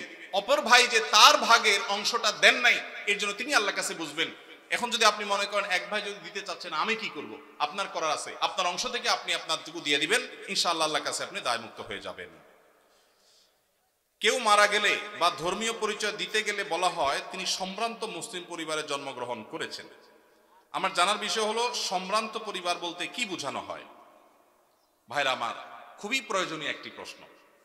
বহু আগে আমি, আমার ফেসবুক আইডি ছিল একটা, আইডিটা ডিঅ্যাক্টিভ হয়ে গেছে, নাই এখন আর। সেখানে আমি এই বিষয়ে একটা ছোট্ট স্ট্যাটাস লিখেছিলাম, অন্তত 10 বছর আগে হয়তোবা। এটা খুবই গুরুত্বপূর্ণ বিষয়। আপনারা প্রায় শুনবেন কোন নেতা, কোন পয়সাওয়ালা বা যে কোনো মানুষ মারা যাওয়ার পর তার ব্যাপারে কোনো নিউজ করা হলে বা কোথাও লেখা হলে, এমনকি পরিচয় দিতে গেলে, ধর্মীয় পরিচয় দিতে গেলে বলা হয় তিনি অমুকের ছেলে অমুক, তিনি অমুক গ্রামের একটি সম্ভ্রান্ত মুসলিম পরিবারে জন্মগ্রহণ করিয়াছেন। আপনারা পড়ছেন না, পড়েন না এরকম লেখা? এই যে সম্ভ্রান্ত মুসলিম পরিবার বলা হয়, এটা আমার একান্ত ব্যক্তিগত দৃষ্টিভঙ্গি। এটা আমি মনে করি খুবই গর্হিত একটা শব্দ। এমনি সম্ভ্রান্ত শব্দ, এই শব্দ নিয়ে ভিন্ন আলাপ আছে, আমি সেদিকে যাচ্ছি না, শব্দ বিশ্লেষণে যাচ্ছি না। সম্ভ্রান্তে বলতে বোঝানো হয় আশরাফ, অভিজাত, কুলীন, তারপরে আশরাফ মানে খুব বেশি সম্মানীয়। এই যে বংশ এবং পরিবারের মধ্যে কুলীন আর অকুলীন, এই ভেদাভেদ কাদের মধ্যে আছে? হিন্দু ভাইদের মধ্যে আছে, ঠিক না ভাই? ঠিক। হিন্দুদের মধ্যে জাতের ব্যবধান আছে না নাই? হিন্দুদের মধ্যে সব জাতের মানুষ কি সমান? তাদের মধ্যে সম্ভ্রান্ত জাত আছে, আবার একেবারে অসম্ভ্রান্ত জাত আছে। মুসলমানদের মধ্যে কিরকম সম্ভ্রান্ত অসম্ভ্রান্ত বলতে কোনো ভেদাভেদ আছে? আল্লাহ বলেছেন পরিষ্কার ভাবে, এই আল্লাহ তাআলা এই পরিবারের পরিচয় সম্পর্কে বলেছেন, ইন্না খালাকনাকুম শুউবান ওয়া কাবাইলা, বিভিন্ন গোত্রে বিভিন্ন পরিবারে তোমাদের সৃষ্টি করেছি, লিতাআরাফু, পরিচয়ের সুবিধার্থে, চেনার সুবিধার্থে। ইন্না আকরামাকুম ইনদাল্লাহি আত্তাকুম, তোমাদের মধ্যে সবচেয়ে বেশি মর্যাদাবান সে যার ভিতরে তাকওয়া সবচেয়ে বেশি। পারিবারিক পরিচয়, বংশগত পরিচয়ের ভিত্তিতে কখনো মর্যাদার তারতম্য হবে না। অতএব সম্ভ্রান্ত আর অসম্ভ্রান্ত মুসলমানদের মধ্যে এই ধারণাটাই হলো হিন্দু থেকে আসছে এবং একটি ভুল, একটা অপসংস্কৃতি। এটা আমাদের দূর করতে হবে এবং ত্যাগ করতে হবে ইনশাআল্লাহ। আরে সর্বনাশ, অনেক টাইম হয়ে গেছে। আরো কিছু প্রশ্ন আছে, আমরা কি উত্তর দেব না বাদ দেব ভাই? আচ্ছা, একটু সংক্ষেপে দেই। ইমাম সাহেবের পূর্বে মুক্তাদি সালাম ফিরালে নামাজ হবে কিনা? এটা অনেকের হয়, হয় না? হয় না? যাদের একটু তাড়াহুড়ার রোগ আছে, ইমাম সাহেব একটু কাশি দিতে গেলে মনে করে সালাম দিছে, সালাম ফিরে ফেলে। হয় কি হয় না? কিছু লোক আছে দেখবেন ট্রেনের মধ্যে একটু তাড়াতাড়ি যাওয়া দরকার, তো এদিকে জোর করে বগির মাথা মাথা হাঁটে, কেন? তার তাড়াতাড়ি যাওয়া দরকার। সে বেশি জোরে হাঁটলে কি ট্রেন তাড়াতাড়ি চলবে? আগে পৌঁছাবে? কিন্তু সে চেষ্টা করে। তো আপনি যতই হুলস্থুল করেন, ইমামের আগে তো নামাজ শেষ করতে পারবেন না। তো এই জন্য ইমামের আগে কোনো কাজ করা এটা ভুল। নবী সাল্লাল্লাহু আলাইহি ওয়াসাল্লাম বলেছেন, ইন্নামা জুইলাল ইমামু লিউতাম্মা বি, ইমাম দেয়া হয়েছে তাকে অনুসরণ করবার জন্য। ইমাম যখন রুকুতে যায় তারপরে রুকুতে যাবা, যখন সিজদা যায় তারপরে সিজদা দিবে, যখন সালাম ফিরে তারপরে সালাম দিবে। এ হলো নবী সাল্লাল্লাহু আলাইহি ওয়াসাল্লামের নির্দেশ। অতএব ইমাম সালাম ফেরানোর আগে সালাম ফিরানো যাবে না। যদি কেউ ইমাম সালাম ফেরানোর আগে সালাম ফিরিয়ে ফেলেন, তাহলে হানাফি মাযহাবের ওলামাদের মতে নামাজ হয়ে যাবে, কিন্তু এরকম করাটা মাকরুহ। আর অন্য অনেক ইমামদের মতে নামাজই হবে না, কারণ ইমামরা আনুগত্য করা ওয়াজিব। যেহেতু আমাদের এদেশে বেশিরভাগ মানুষই হানাফি ফিকহ ফলো করেন, হানাফি ফিকহ হানাফি মাযহাব অনুযায়ী এটা মাকরুহ তাহরিমি, এটা করা উচিত না। কখনো যদি ভুলে হয়ে গেছে তাহলে সেটা মাকরুহ হবে না, সেটা মাফ। এটা অবশ্য সবার মতে, ভুলে হয়ে গেলে গুনাহ হবে না, নামাজ হয়ে যাবে ইনশাআল্লাহ।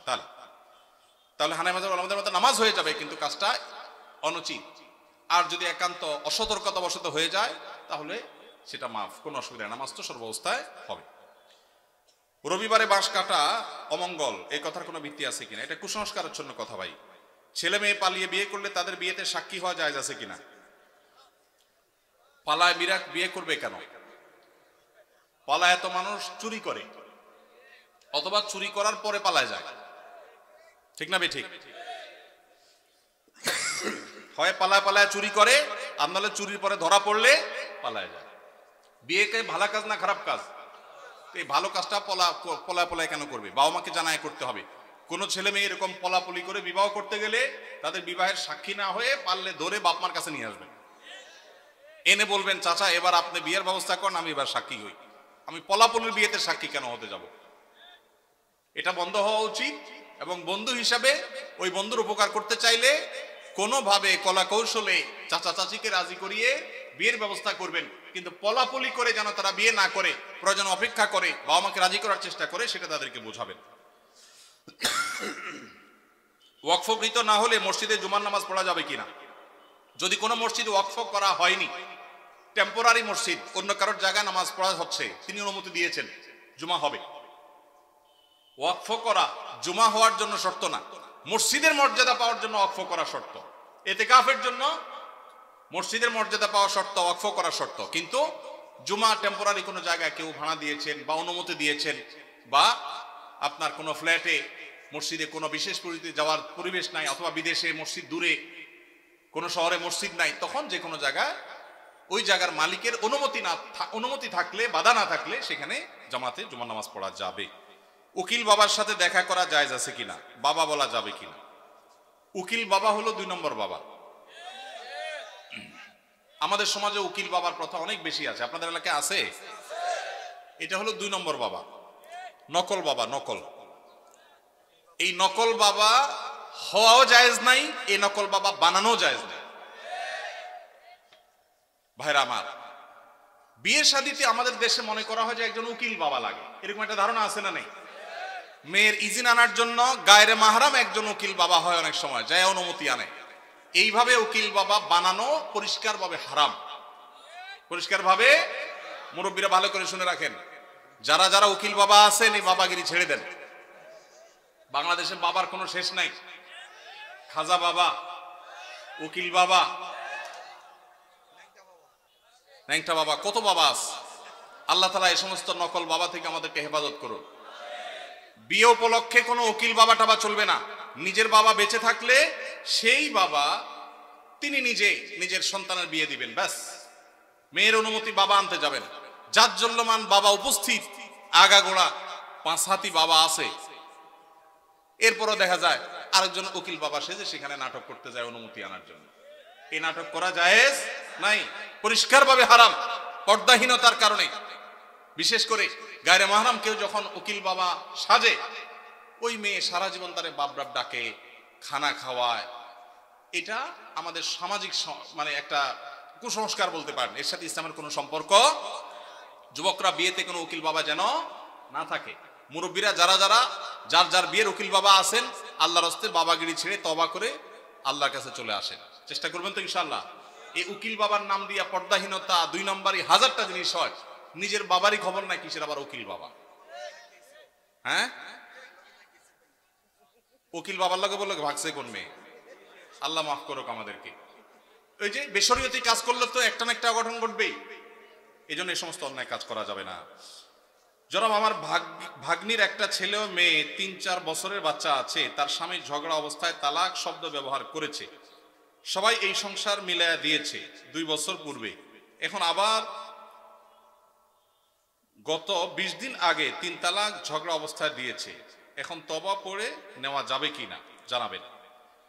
তালাক হলে মসজিদে হারামের শেখ সুদাইস সহ অন্য যত ইমাম সাহেবরা আছেন, ওনারা সবাই যদি এনে ওনাদেরকে আনানো হয়, ওনারা আসার পর যদি জামাই বউকে তওবা পড়ায় দেয়, তারপরও সে বিয়ে টিকবে না। এই মাসআলাতে পৃথিবীর কোনো আলেমের কোনো ভিন্ন মত নাই। তালাক যদি হয়ে যায়, তওবা দিয়া সেটা কখনো রিকভার হয় না। এটা হলো ছুরি মারার মতো, দিলাম ছুরি মেরে, এরপরে তওবা করলাম, সরি বললাম, জিব্বা কামড়াইলাম, ইমাম সাহেব এসে আমার তওবা পড়াইলো, উনি তো জীবিত হয়ে যাবে না? হবে? সালাতুন জিদ্দুহুন্না জিদ্দুন ওয়া হাজলুহুন্না জিদ্দুন। আমার অনেক দিনের একটা শখ, তালাক নিয়ে একটা ওয়াজ করব, 2 ঘন্টার একটা ওয়াজ করব। কারণ এদেশে ঘরে ঘরে চুন থেকে নুন খসলে তালাক দিয়ে দেয়। এরা হলো ছোট লোক। এরা কোন লোক? কথায় কথায় যারা স্ত্রীকে তালাকের কথা বলে, এই পুরুষগুলো হলো ছোট লোক। মহিলাদের খুশি হওয়ার কারণ নাই। কথায় কথায় যে মহিলা বলে আর করব না, তোমার সংসার বাবা বাড়ি চলে যাব, এরাও ছোট লোক। আল্লাহ তাআলা আমাদেরকে এই ছোট লোক থেকে বাঁচার তৌফিক নসিব করুন। নির্লজ্জের মতো কিছু হলে তালাকের কথা বলে। আমি এই ঘটনা বহু জায়গায় বলছি। আমার এক হুজুর ছিলেন, তালাকের মাসালা জিজ্ঞাসা করতে আসলে আগে ধরে কষায়া পিটা দিতেন, এরপরে মাসালা দিতেন। এখন এই মাসালা যার জন্য জিজ্ঞাসা করছেন, এই আমলটা আমি করতে পারতাম তো। আসেনি এখানে আসামি, আসেনি, ভাইগা গেছে, আসামি বলে ভাগছে প্রশ্ন দিয়া। ভাইরা আমার, চুন থেকে নুন খসলে তালাক দেওয়া জঘন্য অপরাধ, খুবই খারাপ অভ্যাস। যুবক ভাইরা, বউয়ের সাথে ঝগড়া লাগলে আমি বলি পারলে একটা চিমটি দিয়েন, একটা ধাক্কা দিয়ে দিয়েন, আল্লাহর রাস্তায় তালাক দিয়েন। চিমটি ধাক্কা যদি বেশি দেন, ব্যথা বেশি পায়, আপনার বিচার করা যাবে, এটার একটা রিকভার করা যাবে, তবা টবায় কাজ হবে। কিন্তু তালাক দিয়া বসছেন, তবায় কাজ হবে না। এই মাসআলায় তাদের সংসার করা না করার বিষয়ে এলাকার বড় আলেম বা বড় মাদ্রাসা গিয়ে কি ঘটছে পুরো বিস্তারিত জেনে তারপর উত্তর নেবেন। কারণ কোন বিশেষ কেস নিয়ে আমরা প্রশ্নোত্তর এরকম সেশন উত্তর দেই না যে হ্যাঁ আর সংসার নাই বা আছে, কারণ তালাকের মাসআলা এভাবে উত্তর দেওয়া যায় না, পুরো ডিটেইল জানতে হয়। এটা কোনো আলেম বা কোনো দারুল ইফতা গিয়ে কোনো ফতোয়া গিয়ে জেনেও তারপরে সেটা অনুযায়ী সমাধান করবেন। কিন্তু এইটুকু জেনে রাখেন, তালাক যদি হয়ে যায়, তওবা পড়ায় কোনোদিন তালাক টিকানো, সংসার টিকানো যায় না। এই জন্য তালাক দিতে সাবধান, কখনো মুখ ফসকের আগের চোটে তালাক দিবেন না। তালাক দিতে হলে ঠান্ডা মাথায় পরামর্শ করে ডিসিশন নিয়ে তারপরে সামনে আগাবেন। আল্লাহ আমাদেরকে তৌফিক দান করুন। তালাক চক্র কি আবার? এটা আবার কোন চক্র? তালাক দিয়ে টাকা খায় মানে?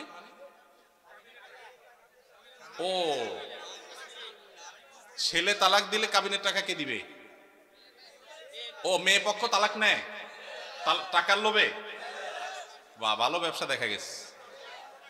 ব্যবসার আইডিয়ার জন্য পৃথিবীবাসী বাঙালি কাছে আসা উচিত। বাপরে বাপ, কি মাথা! যে সমস্ত মেয়ের বাবারা মোটা অঙ্কের মোহর ধার্য করেন এই ধান্দায়, এরা নিকৃষ্ট বাবা। এই নিকৃষ্ট বাবাদের কপালে কখনো দুঃখ ছাড়া সুখ আসবে না। অনেক বাবা আছেন মোহর ধরেন 10 লাখ 20 লাখ, কেন? যাতে না ছুটে। এ ভাই, টাকা বেশি ধরলে কি বিয়ে বেশি টিকবে? মুরব্বী যারা আছেন খবর নেন, অল্প স্বল্প মোহরের টাকা ছিল, কিন্তু বিয়ে মাশাআল্লাহ এখনো টিকে আছে। আর যুবক 10 লাখ 20 লাখ মোহরের টাকা ফুটুস ফুটুস করে ভাঙে। ঠিক না ভাই? ঠিক। বাবাজির মোহরের টাকা কত ধরা হয়েছিল? বাবাজি, আপনার মোহর কত ধৈর্য হয়েছিল?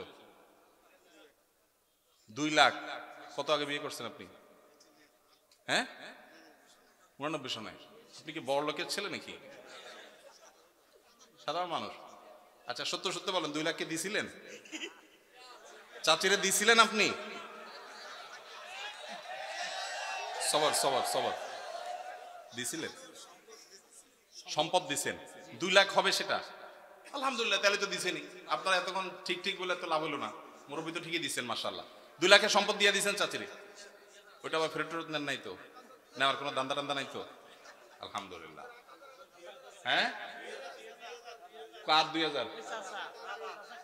চাচা একটু দাঁড়ান তো বাবা, একটু দাঁড়ান, একটু দাঁড়ান। নারায়ে তাকবীর। বাবাজির মোহর কত ছিল? 2000 কত আগে বাবা? হ্যাঁ হ্যাঁ, কত আনুমানিক? 60 বছরের 2000 তো এখন 20 লাখ টাকার সমান মনে হয়। ওই টাকা কি সে আমলে শোধ করছেন না এখনকার আমলে এসে শোধ করছেন? হ্যাঁ, দিয়া ফেলাইছেন তখনই? তাহলে আস্তে আস্তে দিছেন, আলহামদুলিল্লাহ। এটা একটা দৃষ্টান্ত উজ্জ্বল মাশাআল্লাহ। তো 2000 টাকার বিয়ে টিকছে তো? আছে তো চাচি? আছে তো? চাচি বেঁচে আছে? মারা গেছেন? আলহামদুলিল্লাহ, বিয়ে টিকছে। আল্লাহ চাচিকে দুনিয়া থেকে নিয়ে গেছেন, আল্লাহ থেকে জান্নাতুল ফেরদৌস নসিব করুন। মেয়ের বাবারা যারা মনে করেন বড় অঙ্কের মোহর ধার্য করলে বিয়ে টিকবে, এটা একটা নষ্ট চিন্তা। শুরুতেই যদি বিয়ে ভাঙার চিন্তা করেন, এখানে বরকত কোত্থেকে আসবে? ইন্না আযামান নিকাহি বারাকাতান আইসারুহা মাউনাতান। যে বিয়েতে সবচেয়ে মোহর কম থাকে সেটা বেশি বরকতময় হয়। এই জন্য 10 লাখ 20 লাখের ভিতরে বরকত নাই। হ্যাঁ, কারণ আল্লাহ তাআলা সামর্থ্য দিয়েছে অনেক, সে 10 লাখ কেন 10 কোটি দিল ভিন্ন কথা। সামর্থ্য নাই, ছেলে বেতন পায় 10,000, মোহর ধরছেন 10 লাখ টাকা, এটা ফাইজলামতি ছাড়া আর কিছু হতে পারে না। তো এই বিয়ে বাণিজ্য, তালাকের বাণিজ্য করবেন না। আল্লাহ আমাদের সবাইকে বুঝার তৌফিক নসিব করুন। ভাইরা আমার, রাত হয়েছে, আমরা আর কথা বাড়াতে চাই না। যে বাকি প্রশ্নগুলো আছে সেগুলো প্রশ্ন উত্তর ইনশাআল্লাহ আমরা অন্য কোনো মজলিসে দেওয়ার চেষ্টা করব। আজকের এই ঢুলিপাড়া ঐক্য পরিষদের যে মাহফিলে যে আলোচনাগুলো আমরা শুনলাম, আল্লাহ তাআলা আমাদের সবাইকে সে আলোচনা অনুযায়ী আমল করার তৌফিক দান করুন, বলুন আমিন। আল্লাহ তাআলা আমাদের সবাইকে এই মাহফিল থেকে দ্বীন এবং ঈমানের শিক্ষা নিয়ে যাওয়ার তৌফিক দান করুন। ভাইরা আমার, আর অনেকগুলো প্রশ্ন আপনাদের আছে, কিন্তু আসলে সময় আর সায় দিচ্ছে না, অনেক রাত হয়েছে। আমরা সবাই মসজিদ থেকে উঠার দোয়া পড়ি। সুবহানাল্লাহি ওয়া বিহামদিহি, সুবহানাকাল্লাহুম্মা ওয়া বিহামদিকা